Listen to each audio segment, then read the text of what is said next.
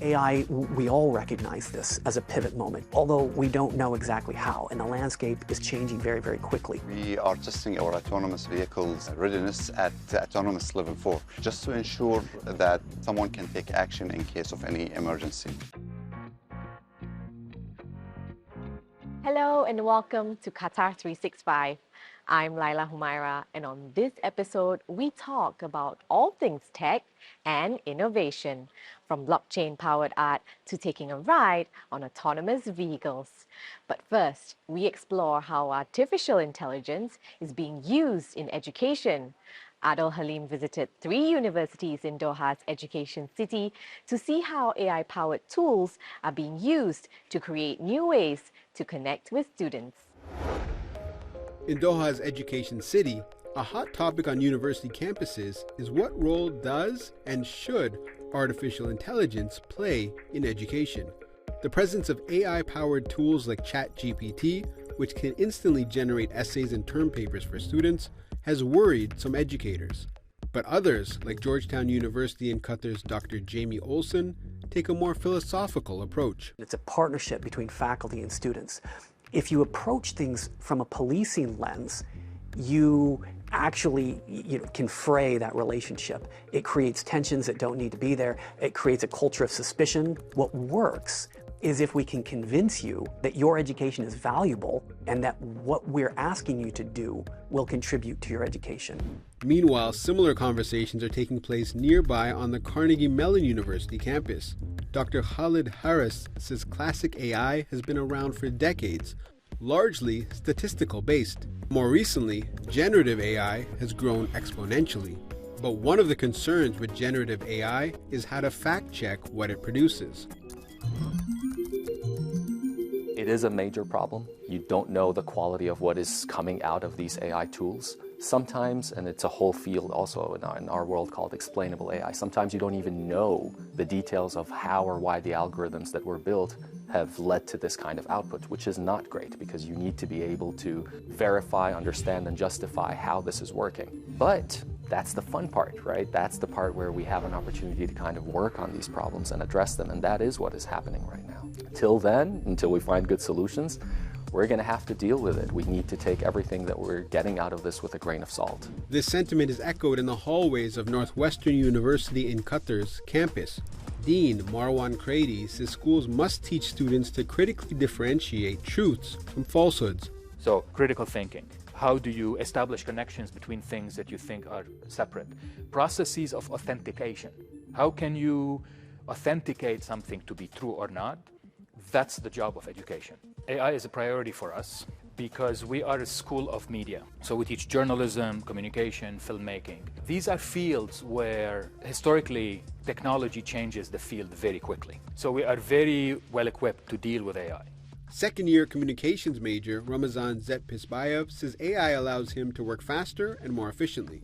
I'm very excited about it because AI, for me personally, is a game changer. Simply, I can just put it in the prompt and get results what I want.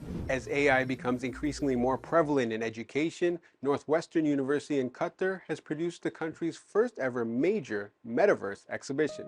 With so many unanswered questions about the virtual world, the museum's interactive exhibition encourages students to discuss the opportunities and challenges in a constantly changing digital media landscape.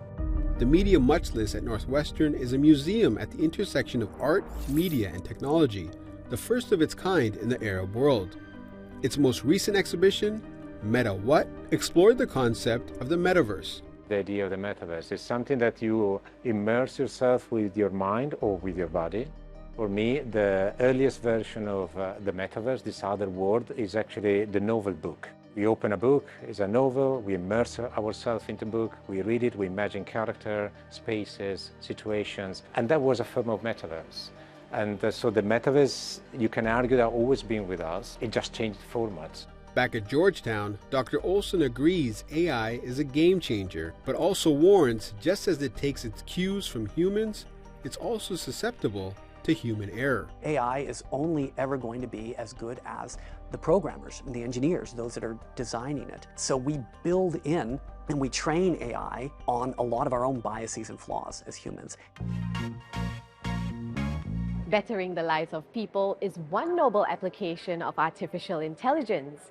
But at the crossroads of where tech, innovation and design meet, there exists one unique digital art form powered by blockchain and sustained by investments. They're called NFTs, or non-fungible tokens, which are distinctive cryptographic tokens that cannot be replicated. Well, I'm here at Fast Company Middle East's Innovation by Design Summit at Musharraf downtown Doha to meet Amrita Sethi, an acclaimed NFT artist, to find out once and for all if NFTs are a lasting trend or just a fad. Hi Amrita, thank you so much for being with us today. Now, NFTs first came into the spotlight 10 years ago, but for those who still don't quite get the concept of NFTs, can you tell us what it is exactly? It just allows you to take a digital asset, which normally we can reproduce thousands of times. Like just even think about a photo, right? But how do we know which is that original photo? So being able to imagine you've got like a physical photo and somebody's going to put a stamp on the back of it to say that was the very first photo that was taken. And that's kind of what happens is with the blockchain technology. And you've said before that NFTs democratizes art. Can you explain what you meant by that? With NFTs, what happens is as the artist, you are able to, create your artwork, put it online. You're not just restricted to the geographic region of where you are. You don't need to have a gallery space. You don't need to invest in a lot of that money. You're able to take your art and put it up on the internet where billions of people have access to it. And you're able to create your collectors and your communities. What role do you think NFTs play in design, and how else can it disrupt or revolutionize the art world? So for me, I always say that my biggest aim and the legacy that I want to leave is really, I want to inspire change through art and technology. How is the new technologies going to change it? But you have to do it in a way that educates people. So in a way, I call it art edutainment. So I create art in a way that's entertaining, but educational. I use them as tool brushes to showcase the new technology so it doesn't become overwhelming. Our journey of exploring the ways artificial intelligence and technology have revolutionized how we study and create art brings us now to how we travel. Technology has made the energy transition more robust than ever, especially in the auto industry. Here in Qatar, the government has revved up efforts to not only fully electrify its transportation infrastructure, it's also increasingly tapping on AI to drive the ecosystem.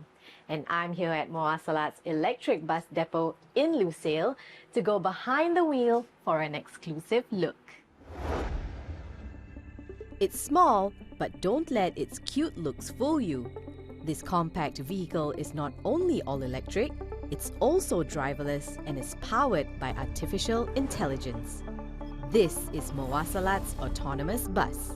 Now we're here in front of these small but incredible autonomous electric buses. Can you give us the latest update about the development of these autonomous buses, and how close are you to rolling them out to the public? We are testing our autonomous vehicles readiness at autonomous level 4, just to ensure that someone can take action in case of any emergency. The last test we did was in Lusail City, where we really tested the autonomous vehicle readiness for public transportation and public interaction within the vehicle. So let's take a ride on this amazing driverless e-bus. Sure, let's go ahead. Can you just briefly tell us about the features that we're seeing in this bus? What are the cameras showing and the sensors? Inside the bus, we have the screens which typically show the passenger's journey, where they're going from point A to point B. But the cool thing is the cameras that people don't see, the cameras that are existing outside of the bus. There's like around more than 16 or so cameras which are continuously working for the vehicle's AI so it can detect anything that's happening in the street. Mowasalat's Lusail bus depot is capable of supporting 478 e-buses just like the ones behind me.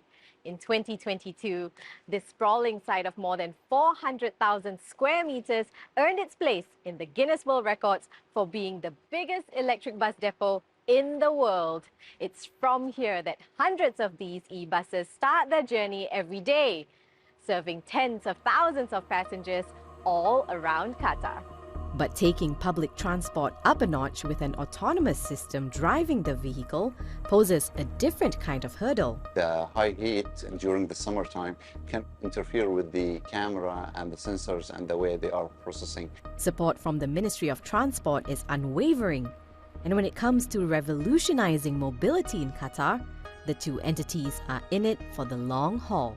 Today, Qatar has a strategy of electric transformation and also a strategy for autonomous vehicles. It is a 5-year strategy. They all serve the transformation within a harmony with what is existing today. This year also marks a milestone for EV brands in Qatar, with more international names rolling out their latest models. Our infrastructure that supports the electric vehicles is already expanding. And within coming years, we are distributing 400 electric vehicle chargers. Back on the driverless bus, our short ride may be coming to an end, but Qatar's journey towards an AI-powered, fully electric transportation system is just getting started. From electric and autonomous vehicles to an AI-powered education system to the future of art and design, a new era of technology is being embraced right here in Qatar, paving the way for a tech-driven future. We hope you enjoyed this episode, but that's all the time we have for now. For more, check out Euronews.com and connect with us through our hashtag. Thanks for watching, and we'll see you next time on Qatar 365.